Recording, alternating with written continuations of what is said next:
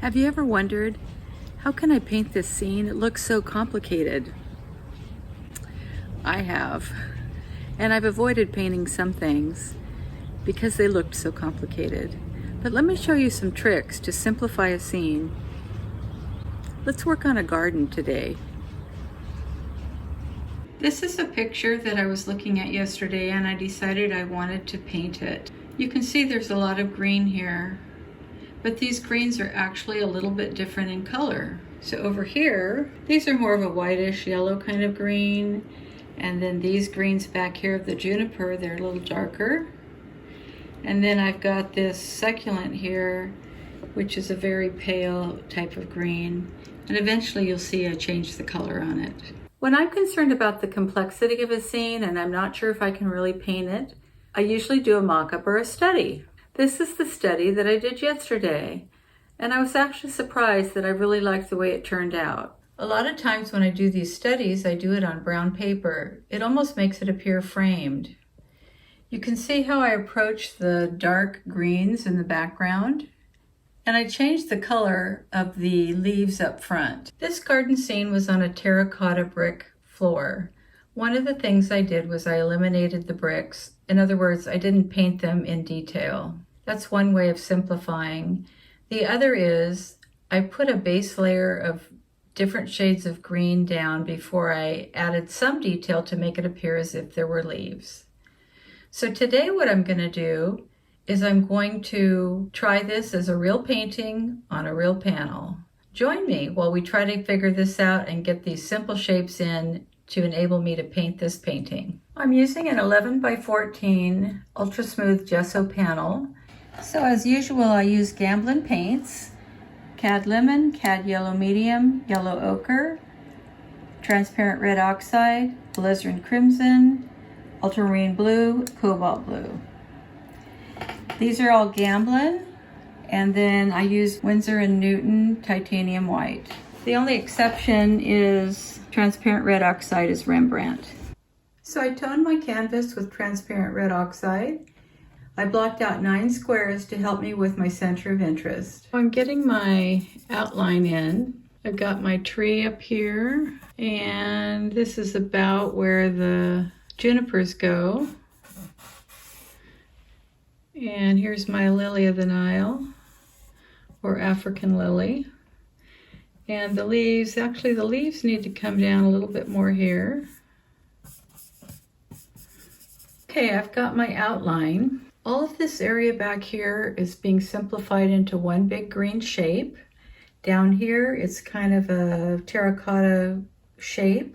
The bench is one shape, and then the wall above is one shape.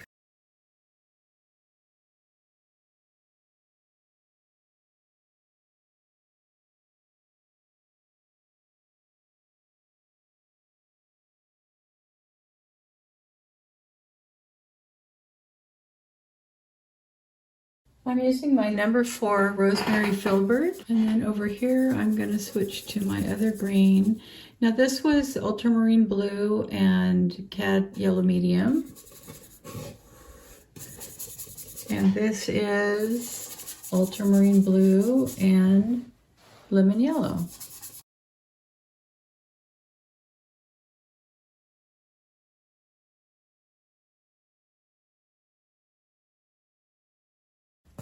The patio is at an angle, or I should say the bricks on the patio are at an angle. I'm going to try to give that appearance in the painting. Okay, now I have yellow ochre and titanium white. This is going to be the background. You'll notice on the photo that there's 2 houses kind of side by side here. But I'm not going to do that. I'm simplifying. So I'm just going to make it look like there's just a yellow wall behind the whole thing. Now I'm putting my tree in. My next shape is this bench. And it's kind of a weathered wood that looks sort of gray. And below here is the cinder blocks that they use to prop the bench up on. Or like this. And like this. This is the shadow. Whoops. It helps to clean your brush. I always need to do that. And there's some darkness in this area, so I'm going to fill that in. And there's a lot of debris right here. So I'm going to be painting over this, but I'm going to put this in to reflect the value. The remaining thing we have here is the lily of the Nile, which I'm just going to kind of pencil in. Okay, we've got our major shapes blocked in. We've got the terracotta patio. We've got the green foliage. We've got the yellow wall. And then this will be a little accent color. That tree trunk will be a little accent color, and this will be an accent color. Okay, so what I've realized is I need to get these dark spots in place. And I've also realized that this is too thick. The nice thing about doing your block in first is you can realize what changes you need to make. And so what I'm doing is looking for the spots that have some dark, and then I'm going to paint over it again with those green colors. And I've got a couple different options here. I've got a purple that I've mixed up with ultramarine blue and alizarin crimson. And I've also got a dark with transparent red oxide and ultramarine blue. And you're looking at this probably thinking, well, there's no purple in that tree. But the nice thing about purple is it's very complementary to green. And so you can never go wrong with putting purple stuff with green stuff. I'm going to put this stem, I think it starts right about here. And this is ultramarine blue and cad lemon. I think this bench is a little too long, so I'm going to shorten the bench right here. Now, cad lemon is a cooler yellow, and I wanted this stem to be cooler. And then the leaves surrounding this are a little warmer, and I'm going to be using cad yellow medium with ultramarine blue for those. So I've decided to be a little bit more methodical with my brush strokes. Here I was intending to imply bricks, not actually paint them. And then what I noticed was I was painting bricks, which the more detail you get, the more problem you're causing for yourself. I just want it to look like there's some kind of texture to this floor, but I don't want it to look like I'm painting each individual brick. And I think I've gotten my angle kind of off anyway. And this is a little darker right here, right against that brick. But anyway, if you ever have something sort of red or orangey that you want to just add a tinge to brighten it up, the quinacridone red is a really great color. I don't know if any of you have ever watched Laura Eubanks and her succulent show on YouTube, but she always talked about Bentley, her succulent dog. I've got Buddy, the art dog. Plus, he really likes the smell of paint, and I think he actually wants to taste it, but I try to prevent him from doing that. We have a little better rendering of the brick patio. Now I'm moving on to these little juniper bushes.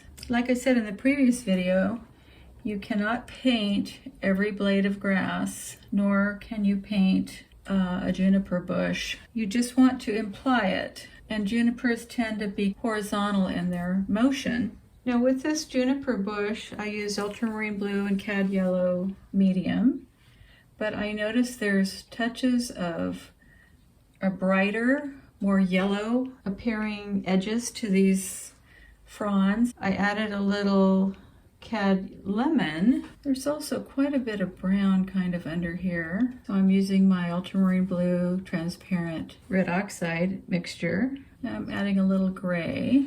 And of course this is a garden, so you know gardens aren't exactly tidy and neat all the time. So I want it to appear as if there's some debris on the patio and hiding underneath these bushes. So I'm adding ultramarine blue and cad lemon. The more I look at this, this is off balance. This is actually shorter. Although I think this bench goes off into these lilies of the Nile here. Maybe that's what I should. I do think it's a little bit too long though. So I'm gonna shorten this bench. And I'm gonna add a little bit of purple here to give it some dimension.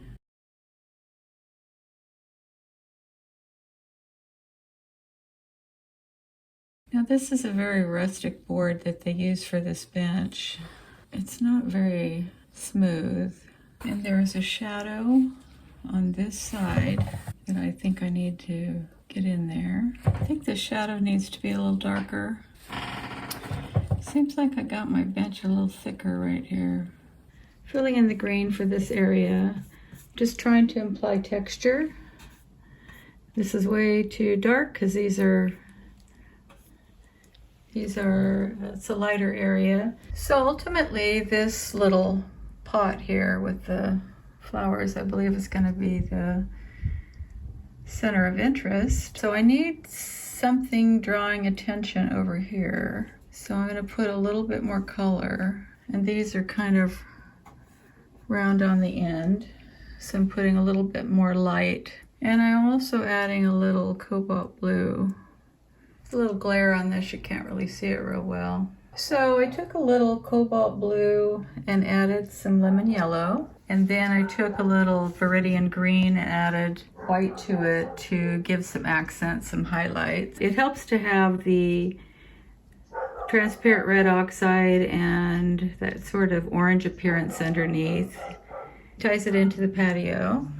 Okay, I added a little texture to the trunk of the tree, and now I'm going to work on the wall. This is where I'm leaving it today. I'm not sure I'm going to work on it anymore. I'll make that decision later. There's a little glare on this, so it's kind of hard to see. There's a characteristic of the study that just seems to be a little more serene, a little bit more pulled together. But you know, that's kind of the way it works. You do a study and it looks horrible, but the painting's good, and vice versa. Happy painting!